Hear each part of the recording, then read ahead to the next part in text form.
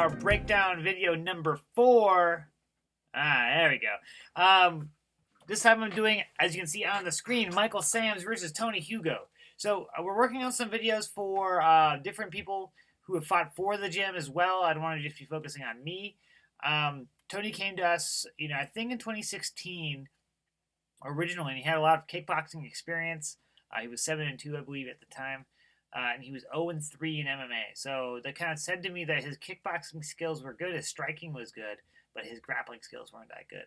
So as we started working with him, I kind of confirmed that. He had a bit of a wrestling background, but, nothing that was super extensive. So we kind of worked on, for this fight, after we decided that, hey, let's give MMA another shot, a lot of takedown defense and a lot of submissions defense and getting up from bad positions. So that's what we worked on. Let's see how it went. Oh, no.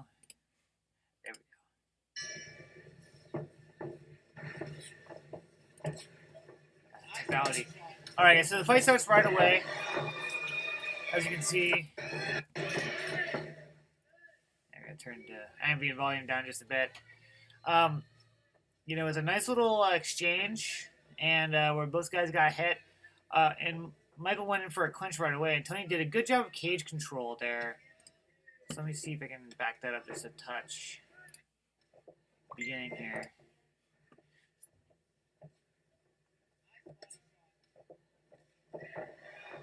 Yeah, so every time Michael was getting in trouble, he'd shoot. And Tony does a really good job of controlling the clinch, kneeing, and just really making sure he puts his opponent's back against the cage here. He could have done a little more at the knees. It's something that I think it's hard to multitask when you're new to fighting. It's a lot going on. And Michael hits a nice little double leg here. As Tony comes up and does a really good job of fighting his way back up to his feet. There's a bit of a back exposure there for a second. But he does a good job of managing that risk. And something I want to highlight right here. Okay, I'll move my face out of the way. I'll back it up just slightly. So after that exchange where Tony stands up, Tony is smart and has his arm framed here as Samms is coming in. Right there, boom. And he enters what we call an elbow clinch. So he has an overhook, nice and tight on the underhook arm that Samms has. And he's got this forearm framed across his face. So this prevents Michael from being able to drive in fully. And his weight is low and stands wide. So he has a really good base here. And using the cage to kind of resist. So his spine and his forearm are becoming a frame. And he can really use this to manipulate Michael, which he does, and uses it to lift and turn Michael's chin. So he's able to reverse the position pretty easily. Drives a nice knee, separates, and fires. Bam, bam. Nice. Yeah, that was good. Really nice to see. One thing I think that Tony really had to work on after this, we talked about it, as the hands were down, he was able to get hit really easily. But his footwork is a little sloppy, and I know I talked to him about it afterward, and he said that he was super nervous after this fight because he'd lost every MMA fight he'd done. And so he was super nervous. He'd worked really hard. He really wanted to win. And, because of that, he was a little off his game. So I want to highlight something right here. I was just seeing. So Michael comes forward, and Tony grabs his clinch. Boom, but he doesn't really do anything with it. And because of that, Michael's able to throw punches over the top that are pretty effective. It's really important to understand that a dominant clinch position is only dominant if you exert control, right? You have to be doing something with it, right? So, even though you have a dominant position, if you're not doing anything, that was a nice little flurry there, so I'll back that up. So Tony he finds that right hand, yeah, and there's like 3 or 4 punches in a row, landing every shot. It was a beautiful exchange, really landing those shots in there. And if you ever, spar with Tony, again here, okay, hold on.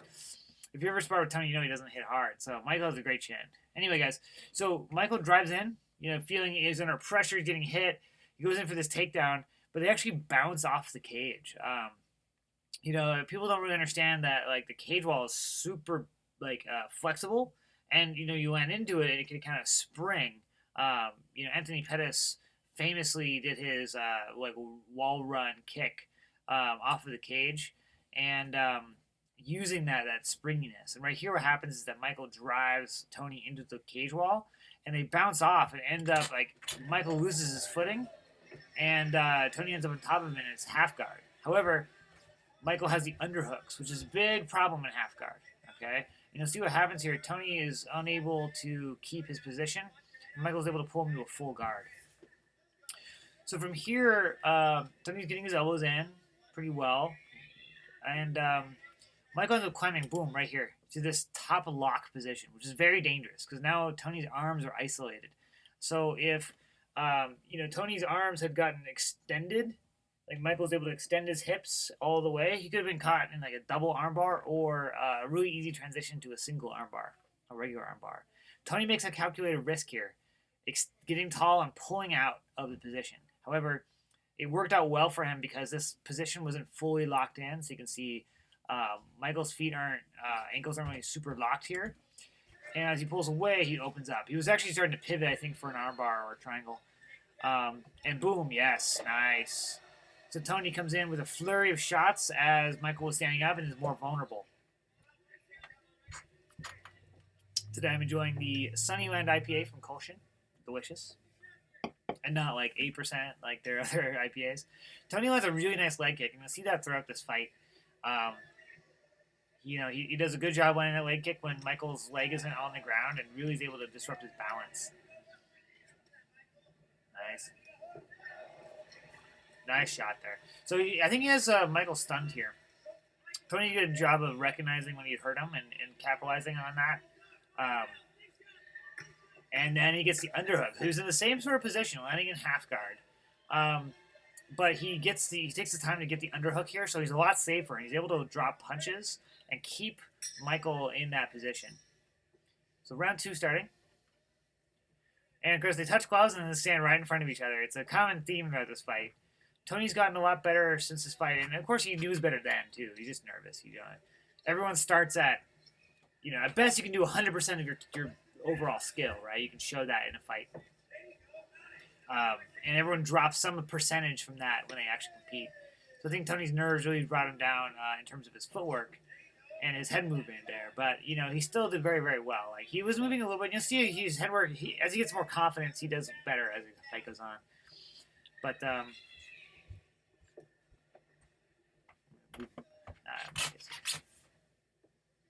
kind of some exchanges there. Tony pawing a little bit at his hands, playing with them. Trying for some jabs. He did a couple of jabs in a row at the beginning. He's letting it there. He's kind of touching him with it. It's nothing super significant.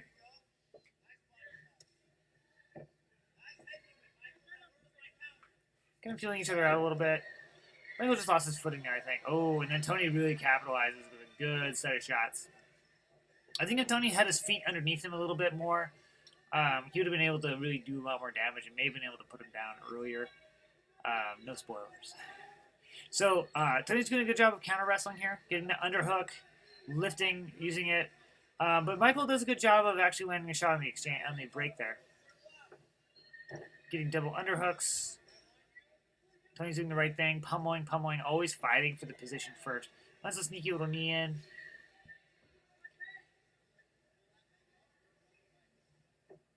Nice. And just separates. He's winning on the feet.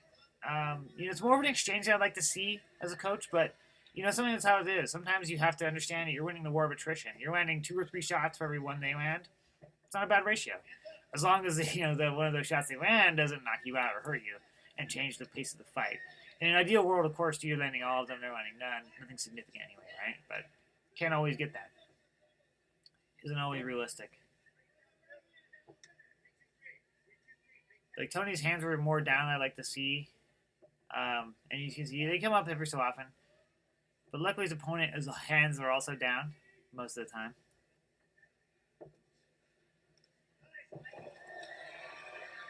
Yeah, nice shot there from Tony. A little uppercut.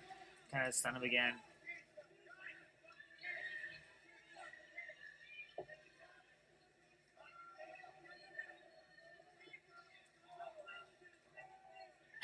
Right there. Yeah, it was funny.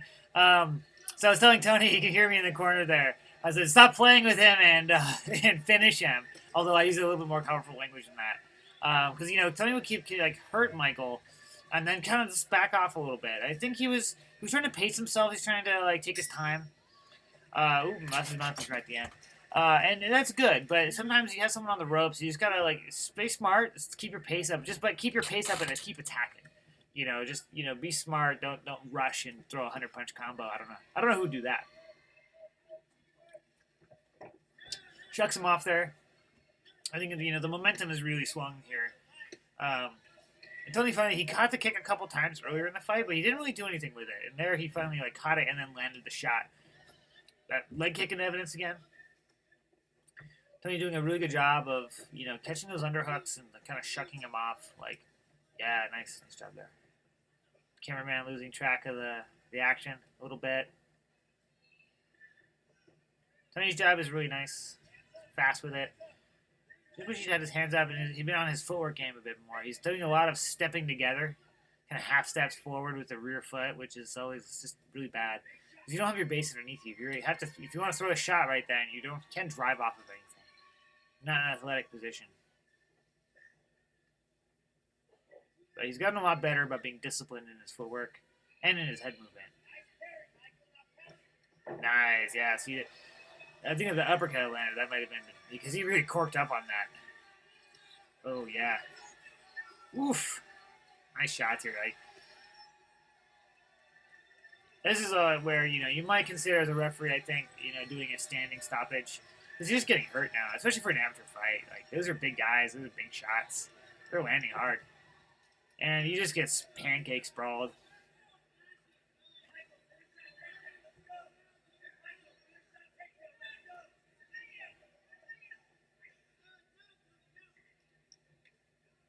So, this is one of those times where, as a fighter, you can tell Tony was kind of getting tired here. But he starts uncorking these big shots. And how much power is actually on them doesn't really matter. Ultimately. I mean, it's always nice when you can land big damaging punches, but, if you're in a dominant position, make punches that look big, like they're full length, you're driving all the way through. Some of those are little kind of hammer fists, but in the end, if you're throwing punches and your opponent isn't escaping, defending intelligently, the fight's going to be stopped. It doesn't matter. Referees will usually tell you at the beginning, just like here, if you're not, making moves to escape a bad position, they can't let it continue. It just, you're not doing what you need to do. So that was a great fight for Tony. I think it really helped build his confidence in his skill set, and he should be really proud of his performance. I think he did really well. All right, guys. Yeah, that was fun. It's fun. I haven't watched that fight in a long time, so it was a lot of fun to corner for, a lot of fun to help Tony prepare for. And I know that he can. Especially later, he was able to show a lot more of his real striking skill set and what he can really do. But it was fun to see someone step out of their comfort zone and do something and finally earn a win under the team. So, in MMA anyway, he'd won other kickboxing fights for us. So, guys, as always, stay safe, stay healthy, and I'll see you on the mats.